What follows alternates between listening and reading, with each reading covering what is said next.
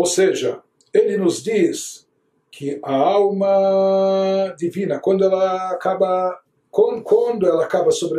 se sobressaindo, quando ela acaba se sobrepujando sobre a alma animal, ela se fortalece de forma tal que ela preenche, não é que ela invade, mas toma conta também do espaço que era a matriz da alma animal.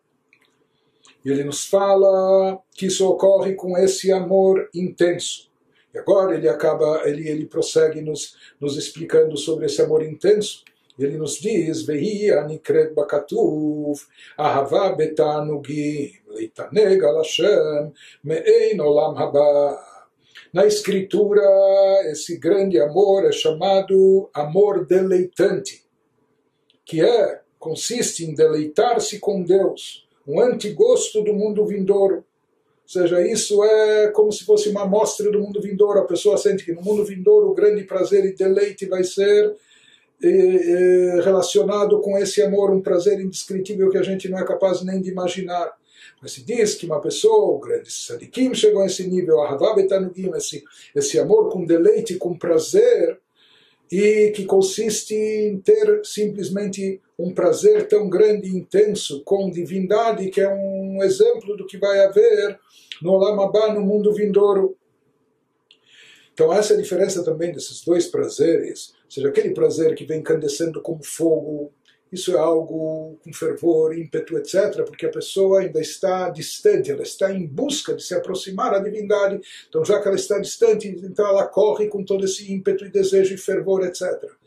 Esse amor de deleite já nós vamos ver que está mais relacionado ao elemento água do que fogo. Por quê? Porque é algo mais estável. Não que seja mais frio, mas é algo assim mais tranquilo. Por quê? Porque aí a pessoa já chegou lá. E já que ela chegou lá, se encontra lá, por isso ela sente esse prazer, esse deleite especial. Ele nos diz: והעונג הוא במוח חוכמה ושכל, המתענג בהשכלת השם וידיעתו, כפי השגת שכלו וחוכמתו. Este deleite é sentido nas faculdades mentais da inquirição e da inteligência pelo puro prazer de compreender Deus e conhecê-lo, segundo os limites do seu alcance intelectual e perspicácia. Então, como nós falamos, isso está relacionado menos do que com o coração, ou emoções, ou fogo, isso está relacionado mais com o intelecto, que a pessoa tem um grande prazer de captar conhecimento divino, de entender através das suas faculdades intelectuais, compreender a Deus e conhecê-los. Por isso, esse amor também está mais relacionado com água, é de um tipo diferente, não daquele que a gente descreveu antes, mas sim como a água que é mais fria, isso está mais relacionado com o plano intelectual. Isso que ele nos fala,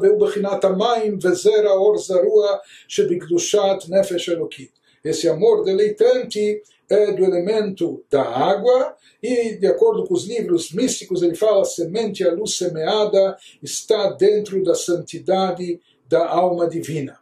Ou seja, que aqui como se semeou algo que está presente de forma muito intensa, já está presente, estabelecido na alma divina, isso vai causar esse prazer imenso.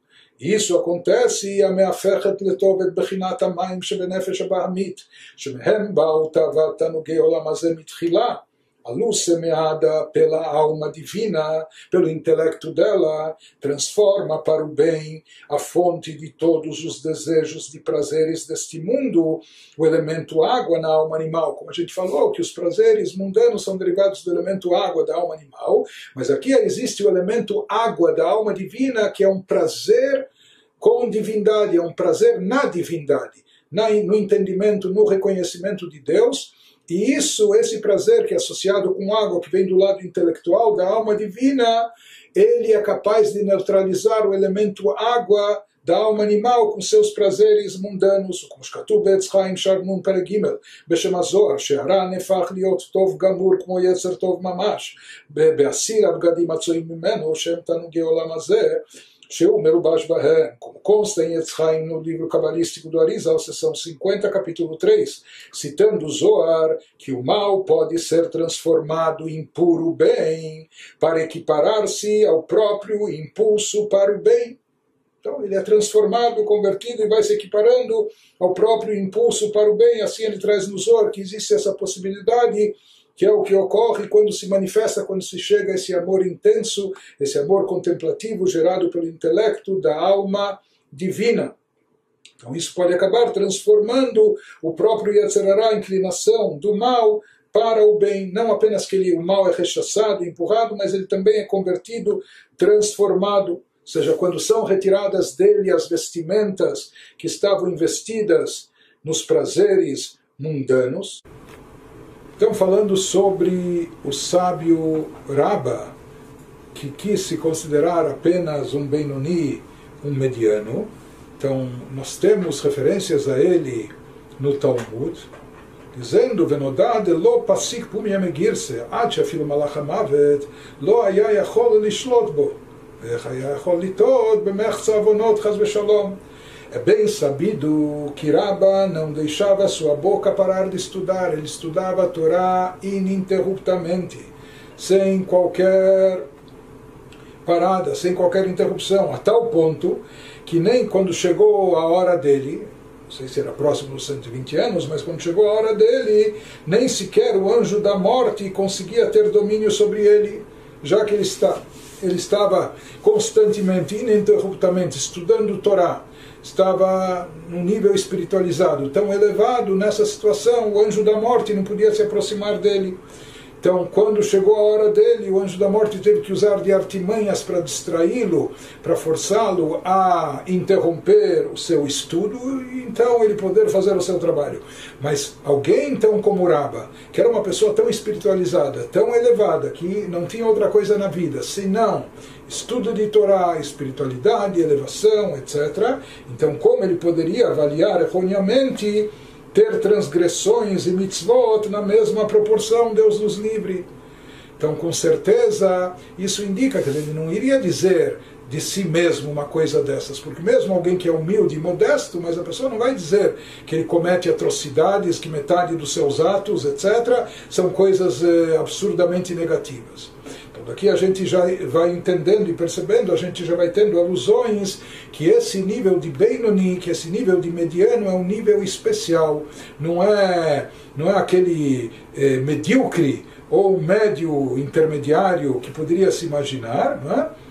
Então, isso a gente pega personificado na própria figura de Rabba, ou seja, que ele estava num nível tão elevado e tão sagrado. Então, com certeza, se ele se considerava um Benoni, um mediano, esse é um nível também espiritual elevado. Veod, ele reforça isso nos dizendo: agora, para entender na prática esse status quo, essa definição dos níveis espirituais, então ele nos fala: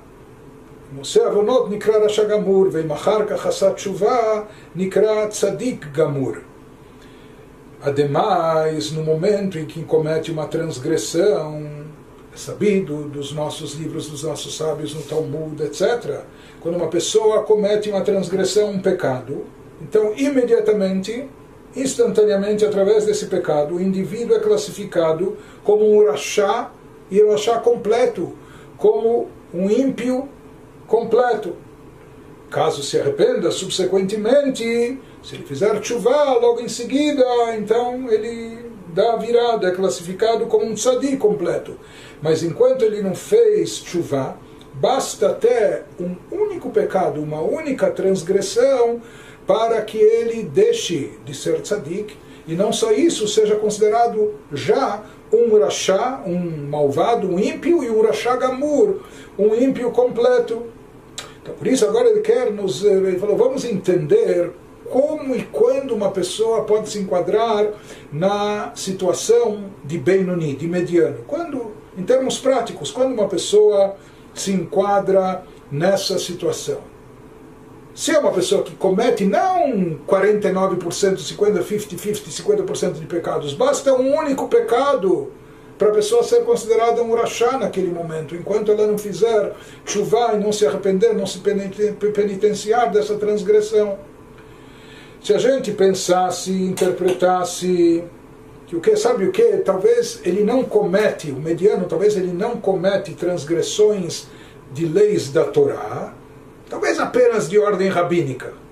Mas ele vai nos dizer em seguida que é considerado rachá, ímpio, não só quem transgride leis da Torá, mas de acordo com o Talmud, claramente, mesmo uma pessoa que transgride, entre aspas, apenas pecados, transgressões rabínicas, ele também é considerado rachá. Esse é o seu status coalágico, inclusive com aplicações práticas. Mesmo alguém que viola um preceito rabínico menor é considerado um rachá, como consta no capítulo 2 de Evamot e no primeiro capítulo de Nidá. A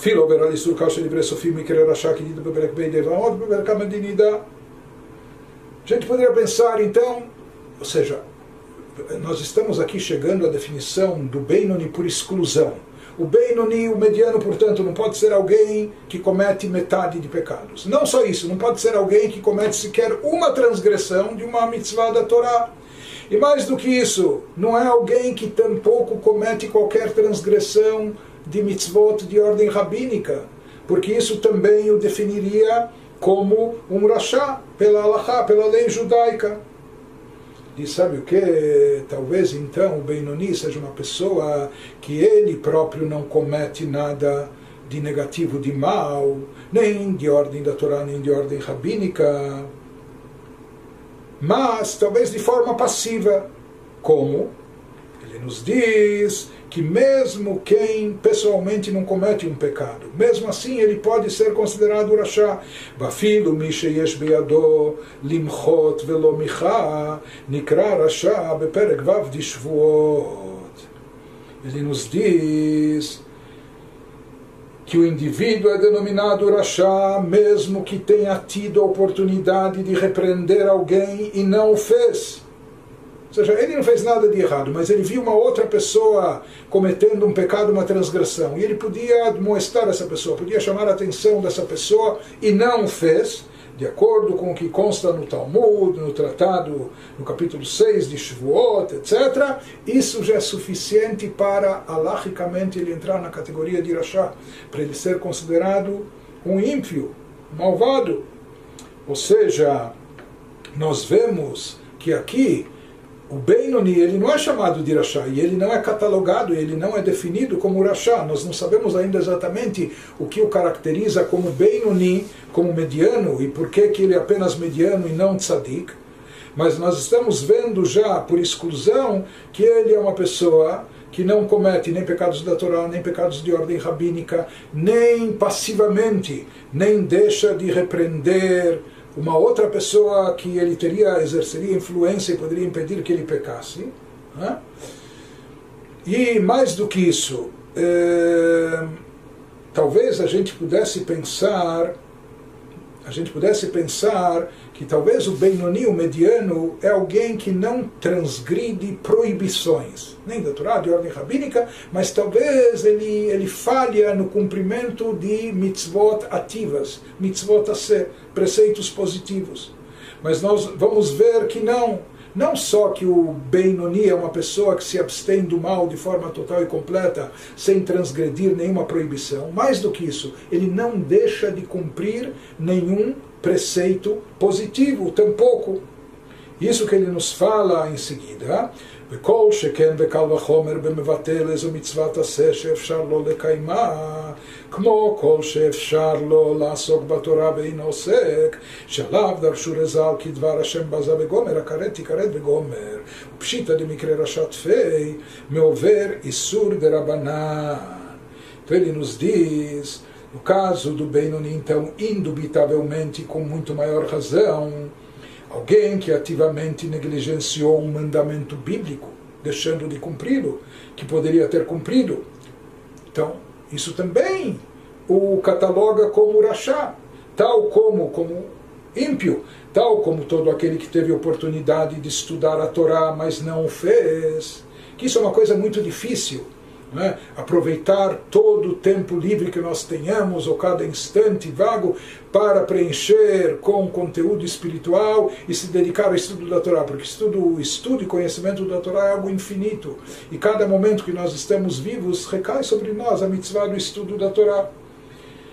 Então ele nos diz que halachicamente nós vemos do Talmud que até mesmo uma pessoa que deixou de cumprir um preceito positivo, isso já é suficiente para torná-lo, para considerá-lo um rachá, um ímpio, malvado, ou mesmo aquele que teve a oportunidade de estudar a Torá, mas não o fez, a quem os sábios aplicam um versículo, fala que nesse instante é considerado que ele desprezou a palavra de Deus, será cortado, etc.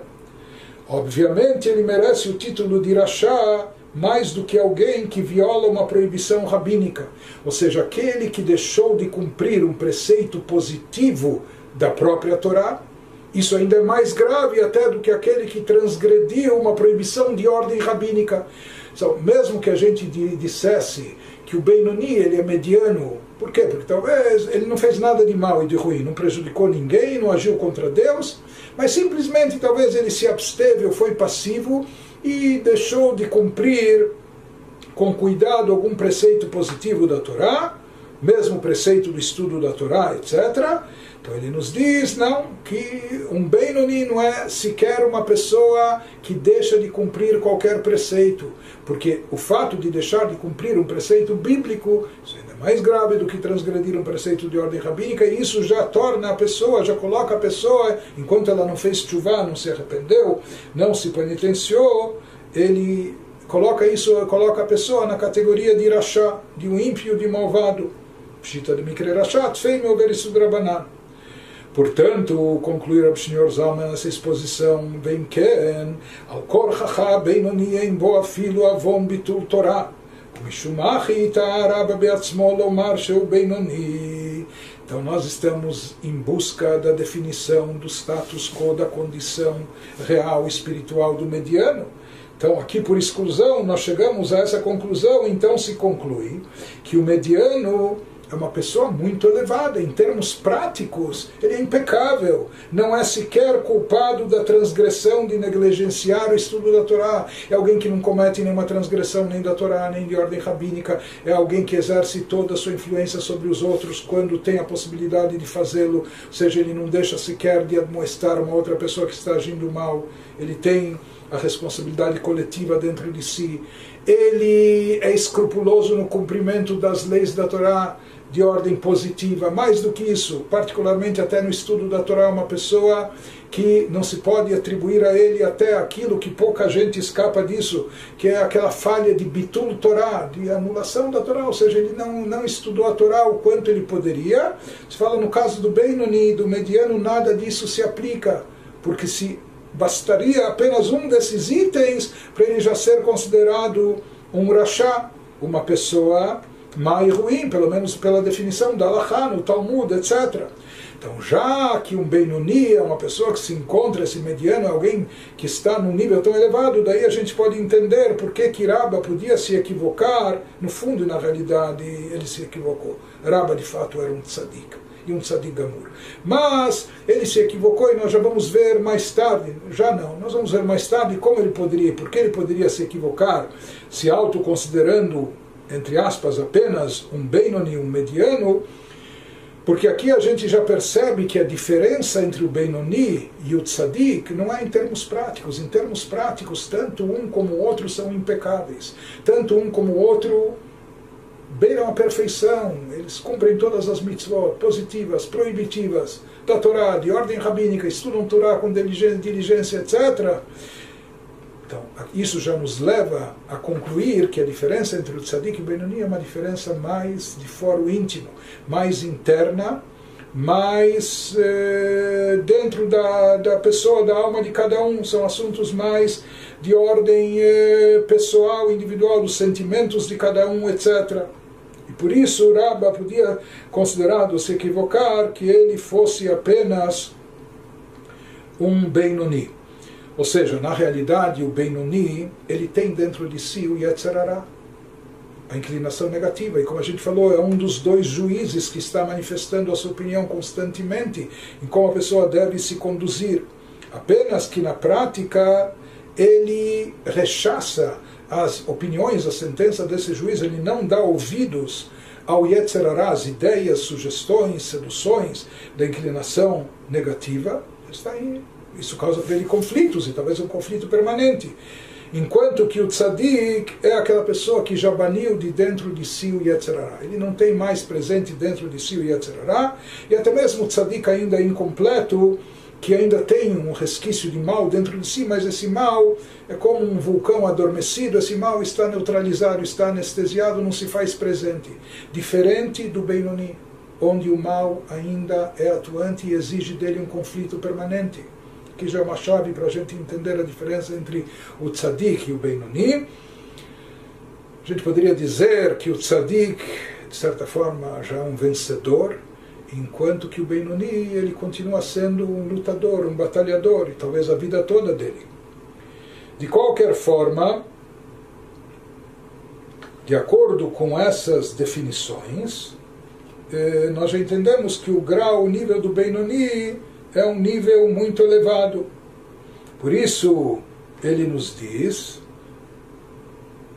por isso ele nos fala, então se conclui que mediano não é sequer culpado da transgressão de negligenciar o estudo da Torá. E foi por isso que Rabba pôde equivocar-se acerca de si mesmo e declarar que era um Beinoni. Em seguida temos uma nota, um adendo aqui, são notas, em geral, várias notas que constam no Tânia, são notas que se aprofundam em passagens da Kabbalah, e aqui ele nos fala o que está escrito no Zohar, parte 3, página 231, ele nos diz nessa nota, nesse adendo, ומה שכתוב בזוהר חלק ג' דף רל"א כל שממועטים עוונותיו וכולי, שאלת רב הממונה לאליהו, אבל לפי תשובת אליהו שם, הפירוש צדיק ורע לו, וכמו שכתוב ברעי מהם, לפרשת משפטים דלאל, ו70 פנים לתורה. Ele nos fala, há uma passagem no Zohar que menciona que todo aquele que tem poucas transgressões, etc., ele pode ser considerado ainda um tzadik. Então, na realidade, ele fala que essa não é a definição, essa não é a conclusão final e definitiva lá no Zohar. Na verdade, isso é parte da pergunta feita pelo Rav Amenuna, que ele perguntava a Eliyahu, o próprio Eliyahu Hanavi. Então, ele, na sua pergunta, ou seja, ele teve um momento essa ideia, como talvez nós inicialmente, que talvez o tzadik fosse aquela pessoa que preponderasse os atos bons e positivos, em maior número, em maior presença do que os negativos, mas isso era apenas a pergunta dele, porque ele imaginou que talvez isso também fosse uma das facetas da Torá, que a Torá pode ser interpretada por 70 facetas, etc. Mas, segundo a resposta de Eliyahu, o significado de tzadik, para quem as coisas vão mal, não é apenas como está escrito na Gemara, mas sim é consistente com a citação acima do Rai Mehem na porção de Mishpatim, ou seja, que o tzadik, e que há mal dentro dele, não é que as coisas vão mal, mas que ele não eliminou totalmente o mal de dentro de si. Não que Deus nos livre, ele tenha transgressões, pecados, etc., mas que em termos de, às vezes, mentalidade, ideias que ainda pairam, possam vir no intelecto, ou de sentimentos que possam afluir, ainda existe algum resquício de mal dentro de si. Porém, em termos práticos, no pensamento, na fala, na ação, mesmo o tzadik ainda incompleto, é uma pessoa impecável. E a Torá tem 70 facetas, e por isso aquele que perguntou, o Rav Amenuna, ele imaginava que pudesse se definir dessa forma ainda o tzadik sheino gamur, como a gente imaginou no sentido literal no Talmud, mas depois foi esclarecido para ele que não, que prevalece aquilo que nós explicamos anteriormente. Então, concluindo o capítulo 9, quando nós falamos sobre a possibilidade de transformação da alma animal, dos seus desejos que estavam investidos apenas na parte física corpórea, mundana desse mundo terrestre nosso, e convertê-los para o lado abstrato, espiritual, elevado e divino. que isso através desse amor intenso gerado pela alma divina, através de uma contemplação, e quando a alma divina vivencia esse amor em deleite, ou seja, esse amor que é tão profundo e que está ligado ao conhecimento divino e por isso está ligado às faculdades intelectuais da alma divina, é comparado, ele se diz que é derivado do fundamento água, por assim chamar, por assim dizer, e ele consegue neutralizar aquilo que vem do elemento água da alma animal, e não só neutralizar, mas também transformar e converter. Então se fala, esse é o desejo da alma divina. A alma divina quer tomar conta do pedaço, ou seja, ela quer conquistar todo o corpo e todos os seus órgãos e todas as faculdades humanas, seja as faculdades intelectuais, seja as faculdades emocionais, seja as faculdades funcionais do indivíduo, enfim. A alma divina quer tomar conta de tudo isso, que tudo isso esteja a serviço de Deus, esteja investido de Torá, mitzvot, espiritualidade, o intelecto, as emoções, o pensamento, a fala e a ação, todo o corpo da pessoa com todas as suas funções. Então essa é a vontade e o desejo da alma divina, por isso ela está nesse combate, por isso ela está envolvida nesse conflito. E agora ele vai seguir a nos dizer que da mesma maneira que a alma divina tem essa pretensão, tem essa aspiração de tomar conta de todo o corpo e dominá-lo e colocar tudo a seu serviço, né? Então ele nos diz, até agora ele falou sobre o amor a Deus e temor a Deus, né? Que são as duas emoções básicas, como nós falamos, que desses dois sentimentos são derivadas todas as outras emoções, e nós sabemos que as emoções acabam gerando as ações. Pensamento gera sentimento, sentimento, emoções é o que motiva para ações. Motivação, o motivo para a ação está na motivação emocional da pessoa. Então ele nos diz que não só o sentimento de amor e de temor, mas também a Deus,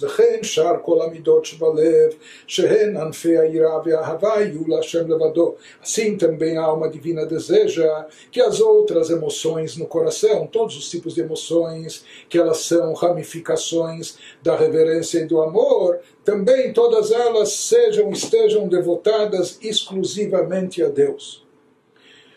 Não só isso, וכל כוח הדיבור שבפה והמחשבה שבמוח יהיו ממולאים מן לבושי המחשבה והדיבור של נפש אלוקית לבדה, שעם מחשבת השם ותורתו, להיות שיחתו כל היום, לא פסיפו ממגירסה. Ela também, a alma divina, deseja ter controle total de todas as palavras na boca da pessoa, ou seja, que a pessoa não só que não fale bobagem, não fale tolice, conversa fiada, fútil, mas que a pessoa esteja o dia todo ou pronunciando palavras de Torá, ou palavras de santidade, ou palavras de bondade e caridade, fazendo bem, ou coisas úteis, etc. E também a alma divina deseja que todos os pensamentos na cabeça da pessoa, todos eles que estejam vestidos ou revestidos exclusivamente com o pensamento e a fala da alma divina, que são os pensamentos de Deus e sua Torá. Ou seja, a alma divina quer que esses pensamentos e falas que eles devem ser os tópicos da conversa da pessoa o dia todo, de modo que sua boca nunca cesse com o estudo. Então, ou que a pessoa esteja o tempo todo ocupada ou com Torá, mitzvot, ou se a boca esteja preenchida com palavra divina de estudo da Torá, ou de reza, ou de teilim, ou falando coisas boas para o próximo, para o semelhante, e assim por diante. E assim como no pensamento e na fala, ela também deseja que koach ha'ma'asi shebeyadav ushar rimach evarav yeh b'maaseh ha'mitzvot levad, shehu levush hashlishi shel nefesh elokit. E a alma divina deseja também ter total controle de toda a ação por parte da pessoa, tudo que a pessoa faz com suas mãos, bem como as outras partes estruturais do seu corpo, que são 248 no total, ou seja, na anatomia, de acordo com os nossos sábios, se conta como 248 órgãos, ossos, partes do corpo, mas enfim, que todos eles estejam só a serviço da Kedushá, da santidade, para que só façam mitzvot, usando a terceira vestimenta da alma divina, que é a ação. Em outras palavras, a alma divina quer tomar conta de tudo, não é? Nada menos que tudo, que todas as faculdades intelectuais, emocionais, pensamento, fala e ação estejam unicamente, exclusivamente ao seu serviço, preenchidos por ela, repletos apenas de assuntos de Torá, mitzvot e santidade. Essa é a vontade e aspiração da alma divina. E qual é da alma animal? A alma animal também está nesse conflito. Muitas vezes ela está levando vantagem, ou ela chegou primeiro, etc. Ele nos diz o que quer a alma animal. Nefesh abahamit shemeaklipa retzona lehapech leheipech mamash letovat adam sheitgaber alea veinatzchena mashal hazonah shebezor hakadosh. Contudo, a alma animal, que é da clipa, está ligada às clipot, ela deseja justamente o oposto. Ela quer o contrário de tudo que a alma divina deseja. Ela quer que o intelecto, as emoções, o pensamento, a fala e a ação estejam voltados e direcionados somente àquilo que lhe é agradável, aquilo que lhe é confortável, aquilo que lhe causa prazer, aquilo que lhe satisfaz, aquilo que preenche o seu ego, e assim por diante. Esse é o lado da alma animal que ela está ligada, vinculada a clipar. Então ela deseja exatamente o contrário, ela quer preencher todo o ser da pessoa em todos os seus aspectos. Ela quer dominar os poderes intelectuais, os poderes emocionais, todas as funções corpóreas, todos os órgãos, as chamadas vestimentas da alma. Ela quer fazer com que todo o pensamento, fala e ação da pessoa esteja voltado só àquilo que lhe traz prazer pessoal, satisfação particular, individual, etc., o seu lado egocêntrico, o seu lado possessivo, é isso que ela quer alimentar. E esse é o papel dela, ela foi criada para isso, e ela desempenha bem esse papel. E aqui ele nos traz que esse papel que ela desempenha, na verdade, ela faz isso para o benefício da pessoa. Ela quer e deseja justamente o oposto, mas isso é para o seu bem, isso é para o bem da pessoa. Porque é para o bem da pessoa viver nesse conflito permanente com essas duas forças tão antagônicas, guerreando entre si todo dia e toda hora e a cada instante, antes de cada decisão que a gente tome ou cada atitude que a gente vai tomar e assim por diante. Por que que isso é para o nosso bem? Para que a pessoa possa superá-la, a alma animal, e obter vitória sobre ela. Isso é o que vai engrandecer a pessoa, não só que isso é o livre-arbítrio para possibilitar a livre escolha. Então nós não somos robôs programados, diferente dos anjos que só fazem o bem, etc.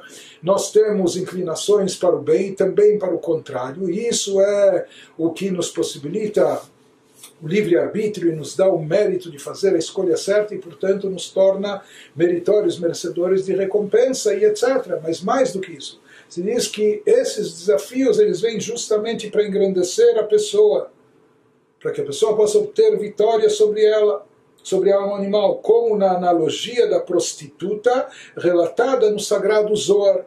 Então o Zohar nos traz uma coisa muito interessante, não é? Um exemplo, o Zohar nos fala que um rei, ele contrata uma prostituta. Com que intuito, com que objetivo? O rei educou o seu filho da melhor maneira, ele lhe proporcionou a melhor educação, a melhor formação, e procurou também moldar os seus traços de caráter, sua personalidade, para que fosse uma pessoa boa, uma pessoa nobre, uma pessoa digna, etc. E o rei chega um momento que ele quer testar o caráter do seu filho para saber se ele realmente absorveu toda essa educação, toda essa formação e etc. E como ele sempre esteve cercado das melhores pessoas, os melhores ensinamentos lá no palácio, então o rei ele quer testar o caráter do filho. O que ele faz? Ele cria uma situação diferente, né? Sempre o filho esteve só cercado, envolvido de bem. Então ele adverte o filho sobre não se deixar levar atrás daquilo, atrás de prazeres mundanos, ou atrás de mulheres de rua, ou atrás de suas paixões e atrações físicas, etc. Então o rei quer testar o caráter do filho. O que ele faz? Ele contrata uma bela prostituta. E ele contrata ela com o intuito dela seduzir o príncipe. Diz, olha, eu vou te pagar e esse é o seu trabalho, e você tem que tentar e procurar, de qualquer maneira, seduzir o príncipe herdeiro. Se diz quando se percebe a grandeza de caráter do príncipe, não só quando ele aprendeu na teoria, tinha todo o conhecimento, etc., mas justamente nessa situação, nesse momento, quando toda a sua retidão, quando tudo aquilo que ele aprendeu, tudo isso está em prova, ou seja, quando ele vai ser testado, quando ela procura de todas as formas seduzi-lo, e ela sabe muito bem como seduzir. Então, quando o filho, mesmo assim, não se deixa levar atrás das suas seduções, não se deixa levar atrás da atração, etc., não vai sucumbir à tentação, nesse instante fica comprovada a educação, a formação que ele teve, o bom caráter que ele tem e que ele possui. Então, aqui se diz que, até paradoxalmente, no íntimo, no fundo, a prostituta está obedecendo e cumprindo as vontades do rei. Foi o rei que não apenas contratou, mas ordenou que ela seduzisse o seu filho. E ela, então, procura fazer isso da melhor maneira, o que ela mais sabe fazer, e ela exerce isso, ela faz na prática. Mas se fala que no íntimo até a prostituta está torcendo para que o filho não vá sucumbir à tentação. Ela no íntimo, ela prefere sair frustrada, ou seja, ela prefere sair vencida. Ela vai fazer o melhor para seduzir, e ela faz de fato, mas no fundo a sua vontade, ela prefere que o filho não dê ouvidos a ela. Assim também o Zohar ilustra. A alma animal, o Yetzer Hara, a inclinação negativa presente dentro de nós, que na verdade ela está presente dentro de nós para o nosso próprio benefício, por incrível que pareça, para nos engrandecer. Ela está lá para nos testar, para fazer com que a gente passe por provações, por tentações. E isso é o que realmente vai comprovar a nossa grandeza espiritual. E no íntimo se fala que a alma animal, Yetzer Hara, a inclinação negativa, eles preferem que a gente não dê ouvidos a eles. Eles fazem o seu trabalho, que o seu trabalho consiste em nos seduzir para o mal, para o errado, para o ruim, etc. Mas no íntimo eles próprios também preferem que a gente não dê ouvidos a ele. Então, nisso se manifesta, nisso se expressa, nisso se resume o conflito permanente, na maioria das pessoas, na maioria dos Yehudim, entre essas duas almas, a alma divina e a alma animal.